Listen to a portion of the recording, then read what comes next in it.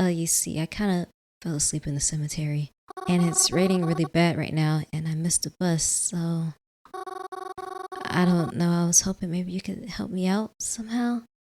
Didn't I tell you? Tell me what? Mary, I'm like not even home right now. Where are you? Who told you could go out? I'm the fire guardian, and I'm back with cemetery. Mary, I think it's actually been another whole month since I played this. Time just kind of gets away from you. But when I'm assuming this first one is the last one I did. Yeah. Why do I have so many saves? Okay. Until I woke up to the sound of rain. Now we fell asleep in the cemetery. I was surprised to not have any strange dreams this time, but this was a big problem. Only the roof trim of the mausoleum was keeping me safe from the rain, and it was pouring. And worse, even still, it was night. Yeah. The only light I could see was from the street lamps at the outside of the cemetery. Oh dear. How could I have slept so long? Well, I couldn't stay hiding under here all night. I took a big breath and ran across the cemetery to the street. Luckily, the gate wasn't locked. Again, I was surprised but thankful, as it meant I would not have to find some other way out. Once I was out on the sidewalk, I noticed the streetlights were the only lights on. Everything else seemed closed. How late was it? What the? Where is your phone? Did Croven not call you or anything? What's going on? I didn't want to pull my phone out in the rain to check, but by any means, I had most definitely missed the last bus back home. I wasn't sure what I was going to do, but I had to find shelter first. I ran through the rain trying to find anything that was open. It wasn't long before I felt my shoes filling with water. This is a prime time to get kidnapped. Oh my gosh. I get a cold out here too long, and the rain showed no signs of letting up. But I knew there just had to be something, anything open. And eventually I made it somewhere. It was the movie theater. Thank goodness. I rushed myself inside and took a seat. This is so dog irresponsible for you to fall asleep at the freaking cemetery. Oh my gosh, man. I rushed myself inside and took a seat beside the posters, waiting to dry off and taking my phone out. Just as I suspected, it was pretty late. And knowing the usual times of the cinema, I could tell it wasn't going to be open much longer. What do I do? Even though I wasn't sure how he could help me right now, I had to at least try calling up Croven.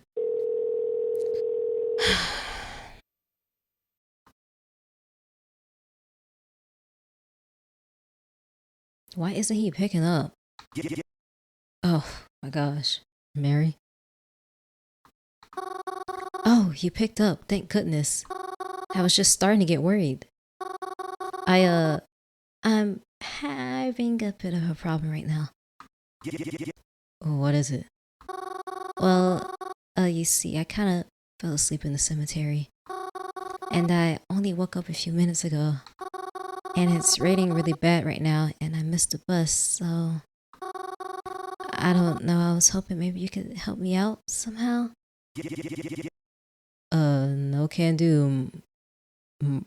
Oh, no can do, Marimu. Didn't I tell you? Tell me what? Tell me what?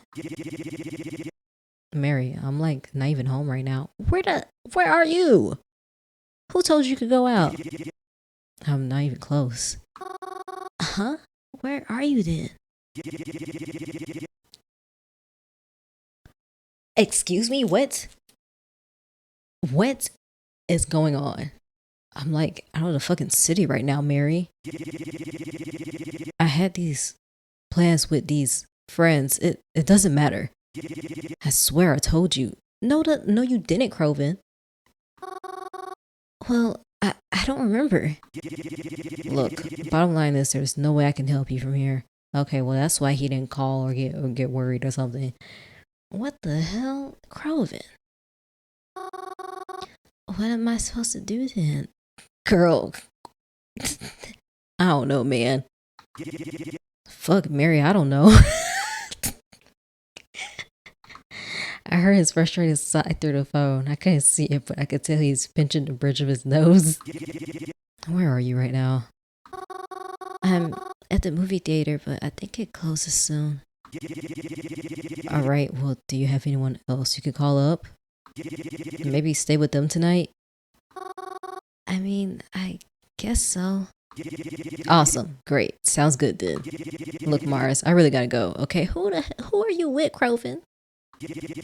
Call up one of your other friends. I'm sure one of them will come get you. Alright, then good. I heard the click of Croven hanging up the phone. Call up one of my other friends? Well, there's only 2 of those. Who should I go with? We're not calling no doggone mystery number. That's insane. But I'm gonna save. We're calling Reginald. I decided to call Reginald. That's kind of awkward to call him Axe, but I feel better calling him because I'm sure he's not as off-putting as Twyla. I didn't want to bother him, but I don't think Twyla would have taken too well to me right now. I heard the phone ring a few times, then he picked up. Mary? It's a bit late, isn't it? He's like, what could she possibly be calling me for? Is everything alright? Yeah. Well, actually, I kinda, missed my last bus home. And I was hoping maybe I could stay with you tonight instead. Yes, of course. You sound a bit too eager about that, Reginald, but okay. I mean, I guess you want to help a lady out in need. Where are you now? I'll be right over. All right, Reginald. Thank you. I mean, I guess what else is? I mean, why would he be like, oh well, no, you know? But I was expecting like, oh, are you sure or like something? But he was just like, oh yeah, definitely. Like, oh okay.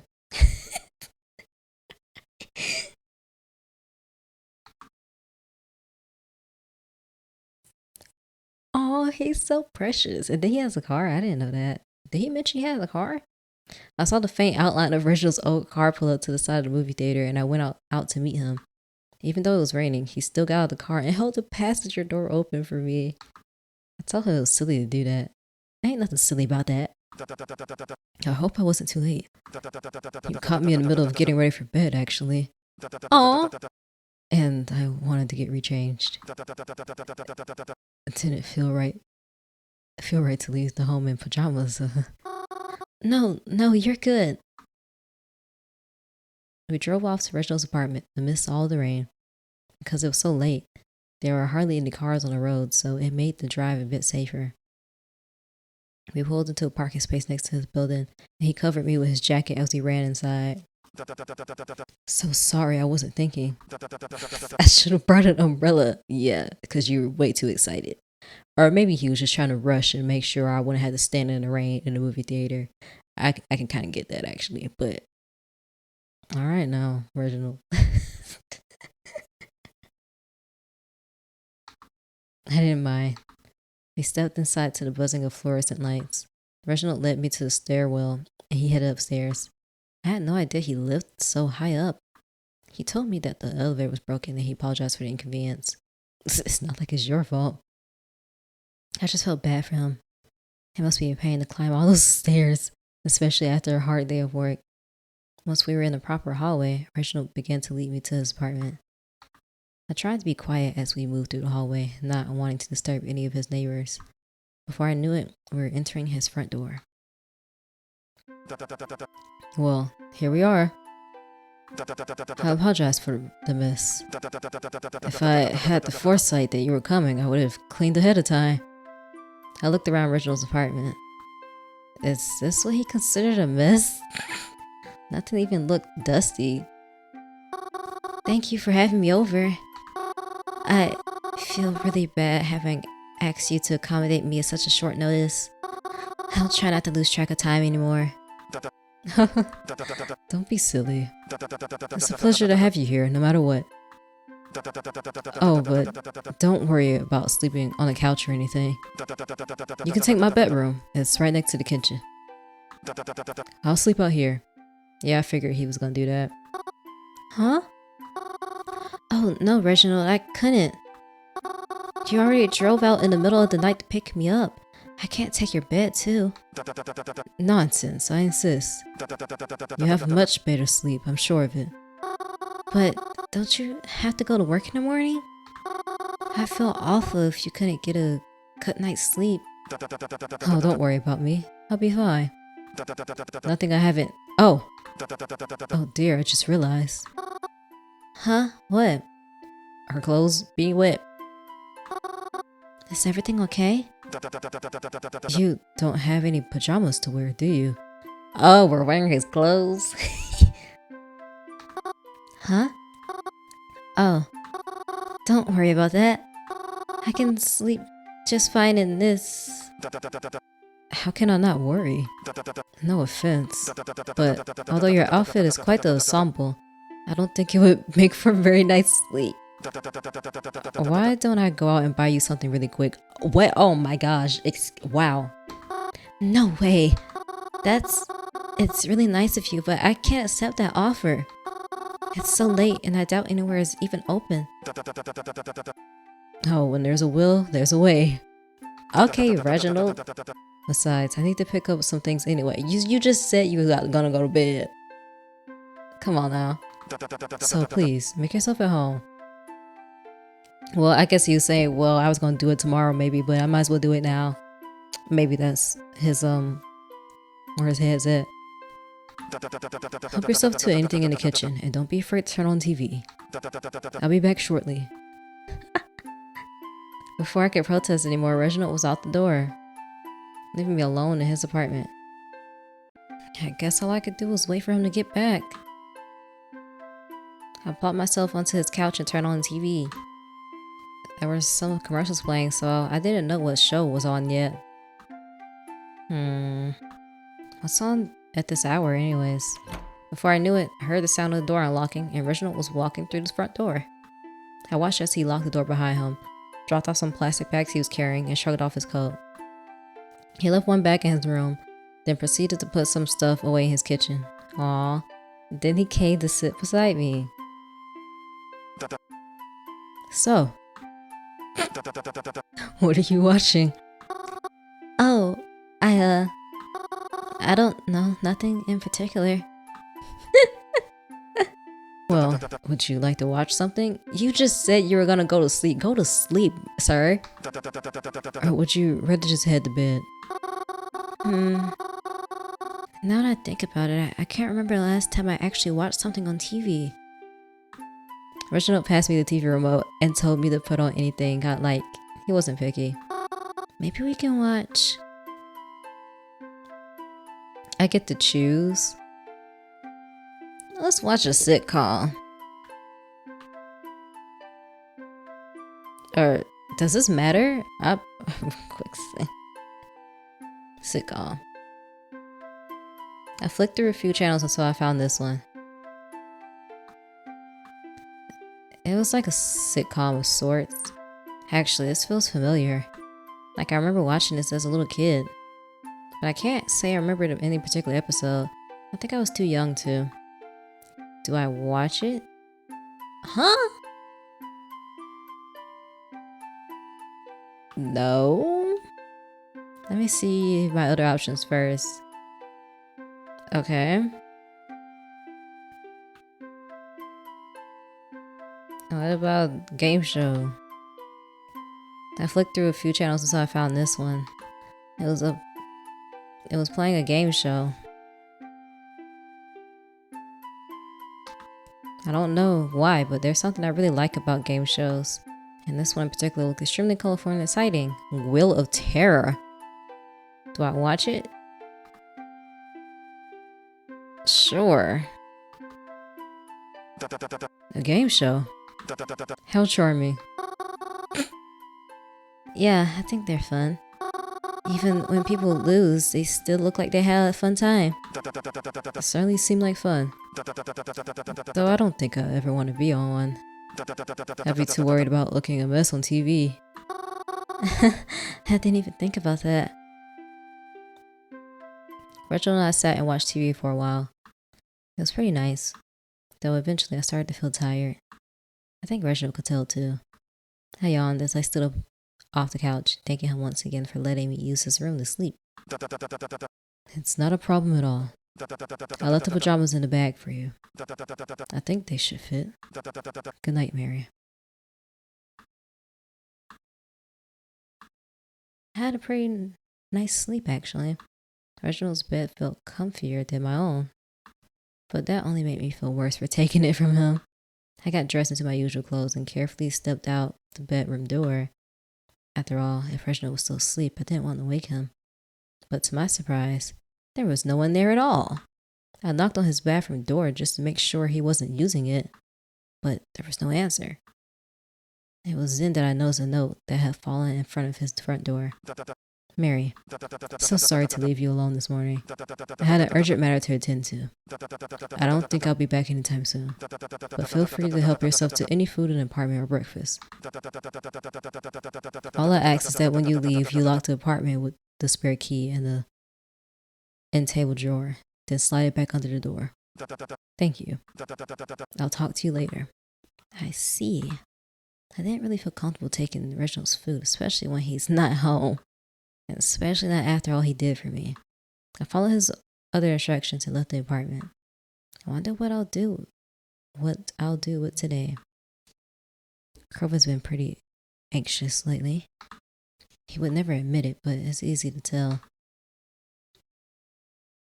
He's home almost all the time, but never relaxed. He's always pacing, itching, double checking. He's almost always looking at his phone. Sometimes I see him go outside to talk on the said phone. He yells at whoever it is on the other end. Even from inside, I can hear it. Inside. He's been asking me to stay inside a lot lately, too. Is a mysterious person talking to him, too? He sounds just like my parents did back when all this started. Oh, no. I don't know why he asked me. But I do it anyways. Because whatever it is, it's making him worry himself sick. And I'm not going to add to that stress. I just wish he would tell me what's going on with him. But I'm not going to push either. I'll let him tell me on his own time. So, as expected, I've been home all day. Haven't done much. Though I'd like to change that soon. If I'm staying home anyway, so might as well be productive about it, right? Maybe I'll get a little cleaning done tomorrow. A clean home is a happy home, and it may take some of the stress away. I just finished washing my face and brushed my teeth for tonight. I was about to change into pajamas to settle into bed when I received a phone call. So late at night, I reached over to my phone to check who it was. Twyla? Why are you calling me? Leave me alone, man. Well, she said she's gonna force me to help her, I guess. Jeez, man. Don't ask me to come outside, because I ain't going nowhere. I figured Twyla would be mad at me still. Why is she calling? Maybe she wants to cash in those favors I owe her, yeah. But so late at night? I decided to pick up anyways. If you gave me the option, I would have been like, nope. Mary? Twyla? She sounded like she was out of breath. Girl, what? Mary, thank goodness you answered. Please, I need your help. Huh? What are you talking about? Are you okay? I am, for right now. Please, I need you to come get me. Come get you? You're the only person I can rely on for this. Oh my gosh, man. I don't understand. What's happening? She's trying to set me up. She's probably not. I just don't like her very much. I'm sure if I actually hung out with her and stuff, I probably would like her, but right now, I just don't. I don't have time to explain. My phone is on low battery. I don't know how much longer it'll last. But I'm in trouble and I need your help. You couldn't call anybody else? Trouble? Why didn't you call an emergency number? I can't. It'll make things worse. You have to believe me. Please. I know I haven't been the easiest on you, but I'm really relying on you right now. Okay. I think I can still catch a bus. Where are you right now? Do you remember when we met in the bathroom? You're at the club? Of that club? Yeah, I do. I'm near that building. I'm hiding in one of the alleys. Okay, why in the hell would you call me to come help you? What am I going to do? What am I going to do that can save you from whatever is threatening your life in some shape or form? Please, hurry and find me. And whatever you do, don't go to the police. Promise me you... Twyla? Twyla? Her phone must ran out of battery. I had to go find her. Oh my gosh. Crovin was asleep in bed when I answered the phone. Even though he didn't really want me leaving the house, this was clearly an emergency. I had to go. I quietly slipped out of the house, making my way towards the bus stop. I hopped on the first bus that came and silently prayed it didn't come too late. We were off to the city once again. Oh my gosh.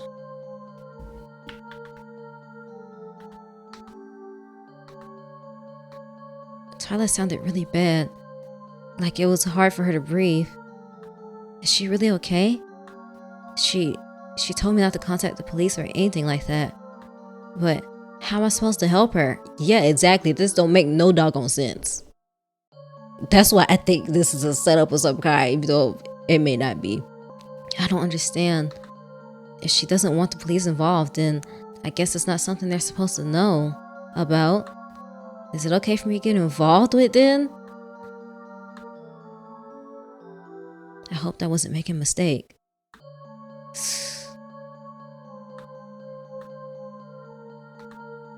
There was hardly anyone walking amongst the streets tonight. In fact, I think I may have only seen one other person out here tonight. It was eerily quiet. I had to find Twyla. Per her instruction, I made my way toward the hidden club building. I just hoped she was still there. I checked between each crack and alley I could find until... What the... Twyla! What happened? Are you okay? What the hell? Why wouldn't you call the police? Who did this to you? Your head is bleeding. And your shirt. There's blood all over it. I'm fine. She coughed. She sounded hoarse. Don't be so loud, okay? I tried to quiet my voice, but it was difficult with the sight before me. How did this happen? I was attacked. Huh? By who? I don't know. I didn't see them. I was just trying to investigate. And suddenly something struck me in the head.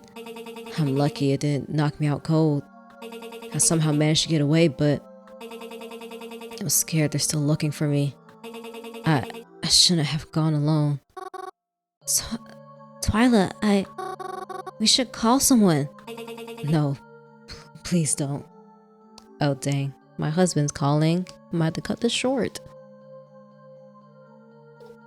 Hello. Oh my.